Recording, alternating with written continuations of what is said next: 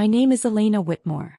The day my parents called me Heartless, my sister stood behind them with a confident smile, certain she had already won. It's her dream, my mother said angrily. You have the money. Why won't you help your own sister? Because I knew Claire's dream wasn't built on hard work. It was built on expecting someone else to pay for it. I'm not investing, I replied calmly. My father's face hardened. Investing, he snapped. This isn't business. This is family. They only talked about family when they wanted something. Claire folded her arms and looked hurt.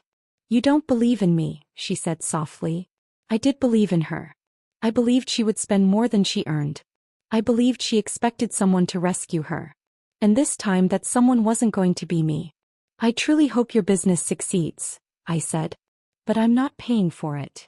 My mother looked at me with disappointment. You've changed, she said. You've become cold. Cold simply because I refused to take responsibility for someone else's choices. 3 months later, Claire opened her boutique without my money. 6 months after that my phone rang. It wasn't a happy call. It was my father. Elena, he said in a shaky voice, you need to come here right now. Not please. Not can you. Just need. I could hear shouting and confusion in the background. What happened? I asked. He paused. It's the boutique, he finally said. There's a situation. I already knew that situation usually meant something much worse. I drove there without rushing. When I arrived, the boutique was closed. The lights were off. A large notice was taped to the front door. Seized pending investigation. My mother stood on the sidewalk looking pale. Claire sat on the curb crying. 2 police officers were speaking with a man holding a clipboard. My father saw me and quickly walked over. You're here, he said with obvious relief. Not because he was happy to see me. Because he needed me. What happened? I asked again. Claire looked up through her tears. They said money is missing, she whispered. They said the accounts don't match. This wasn't about slow business or bad luck. Something much more serious had happened. My mother grabbed my arm. You have to help her, she pleaded. As if it had always been my job to fix every mistake they ignored. The officers remained calm. They didn't raise their voices. One of them looked at me. Are you a family member? He asked. Yes, I answered. He nodded. We're investigating financial irregularities. Payments recorded in the accounts don't match the funds received from vendors. Claire began crying even harder. I didn't steal anything, she whispered. I only moved the money around. Moved things. Money doesn't move by itself. My father stepped closer and lowered his voice. They're saying this could become a criminal case. Could. But we both knew it probably would. My mother's grip tightened around my arm. You can fix this, she pleaded. You have the resources. Not because it was my responsibility. Simply because I had the money. Claire looked at me with tearful eyes. Elena, please. The same sister who had smiled when I refused to fund her boutique. The same family that called me Heartless. I looked at her calmly. I warned you, I said. My father's expression hardened. This is your family. Oh. This was the result of their own choices. And they still didn't know the most important part. I wasn't surprised because 3 months earlier, I had already made one phone call. It wasn't an emotional call. It was a legal one. The day Claire announced she would open the boutique without my investment, I contacted my attorney, Rebecca Klein. I wasn't trying to stop her. I was protecting myself. Rebecca listened carefully as I explained everything. The pressure from my parents, Claire's expectations, and the way they kept talking as if I were already involved. You need legal distance, she said. She prepared a formal document stating that I had no ownership, no financial interest and no responsibility for Claire's business. Copies were sent to Claire, my parents, and the bank financing the boutique. My mother laughed when she read it. My father called it insulting. Claire said it was unnecessary. But banks don't laugh. They keep records. And they never forget. Now standing outside the boutique as investigators walked in and out, I knew that decision had protected me. My father turned toward me again. They're saying she could be charged, he whispered. My mother's voice shook. If you just pay what she owes, they'll stop. I slowly shook my head. That's not how this works. Then I said, I can't pay for a business I don't legally own. For the first time, they realized I had already separated myself from everything. "You choose paperwork over your own sister?" my mother asked in disbelief. "No," I answered. "I'm choosing reality over denial." My father pulled me aside. "She's your blood," he said quietly. "If this becomes criminal, it will follow her for the rest of her life." I held his gaze. She made those choices. A few feet away, Claire watched me as if I were the only thing standing between her and disaster. "How much is missing?" I asked. My father hesitated. $42,000. The number hung in the air. "You can afford that," my mother said immediately.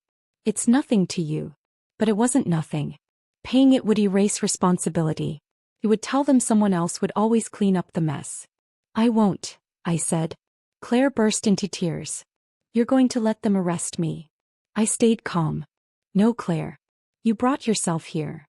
My father's voice grew sharper. "You don't understand how serious this is." "I understand exactly how serious it is," I replied, because there was something they still didn't know. My phone call months earlier hadn't only created legal distance. It made sure the investigation could never point toward me. Over the next 2 weeks, investigators examined everything. Bank records, vendor contracts, invoices, every transaction Claire had made. My name never appeared.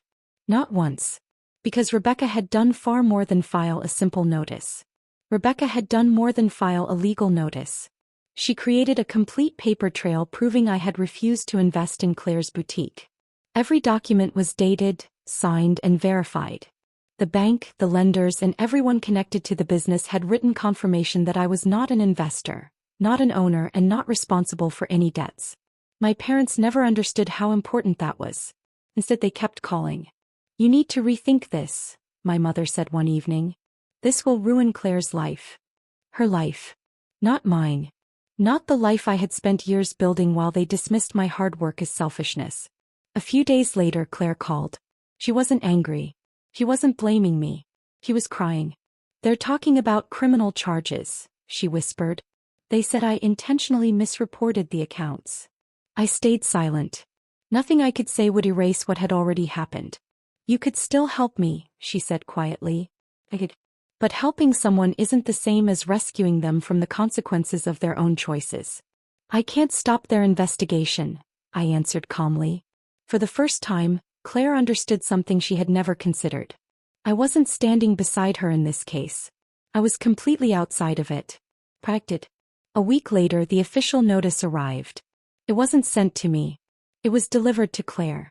Within minutes, my parents called. My mother was crying. "They're charging her," she said through tears. "Financial misrepresentation. They said if the missing money isn't recovered, the case could become even more serious." Then my father took the phone. "You can still fix this," he pleaded. "If the debt is paid, they might reduce the charges." Might. Not will. They were asking me to risk everything on a possibility. "You don't understand," he said desperately. "She could lose everything." I took a slow breath. So could I if I involve myself in a business that isn't mine. Then I added, "The bank already knows I have no connection to it. Everything was documented months ago." Silence filled the line. Facts are much harder to argue with than emotions. A moment later, Claire spoke. "Why did you protect yourself like that?" There was no anger in her voice. Only confusion. She had always believed I would be there to absorb the consequences. "Because I knew this could happen," I replied. She didn't answer. He finally understood. The safety net she had always expected simply wasn't there. In the end, the solution didn't come from me. It came from the truth. Claire's attorney negotiated a settlement with the bank. She admitted responsibility, agreed to repay the money through a structured payment plan, and narrowly avoided jail. The boutique was closed for good. Every display, every shelf, every rack, and every sign was sold to recover part of the debt. After that, my parents never asked me for money again. Not because they believed I couldn't help. Because they finally accepted that I wouldn't. Several weeks later, my mother called once more. This time her voice was calm. "You knew this would happen," she said. "Yes." "You prepared for it." "Yes." There were no accusations. No guilt. She had finally realized that guilt only works when someone is responsible. I always thought family rescued each other, she said quietly. I looked out the window at the city below. Family also tells each other the truth, I replied. Claire never opened another boutique. He found a regular job. She paid her debts little by little. For the first time in her life, she lived within her own means and accepted the results of her own choices. My family called me heartless because I refused to finance her dream. But the phone call I made months earlier wasn't meant to stop her. It was made to ensure that, if her choices caught up with her, the consequences would belong to the person who made them.